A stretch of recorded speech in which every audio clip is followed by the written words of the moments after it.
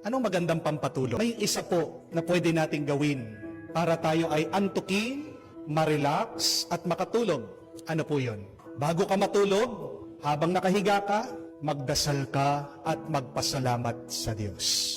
Yan po yung pinakamagandang paraan para antukin ka, para makatulog ka, para magpahinga. Hindi lang ang iyong katawan, kundi lalong-lalo na ang iyong kaisipan. Because remember that very beautiful quote that says, if at night you cannot sleep, count your blessings instead of sheep. Kung gabi na, hindi ka pa rin inaantok, hindi ka makatulog, bilangin mo, pagmasdan mo, tingnan mo, ang pagpapala ng Diyos sa buhay mo, imbis na magbilang ka ng tupa sa isip mo. Nakita po ng mga siyentipiko na ang pasasalamat ay napakaganda para sa ating pangangatawan, lalong-lalo na sa ating mga kaisipan. Ang tawag po ng mga scientists ay gratitude.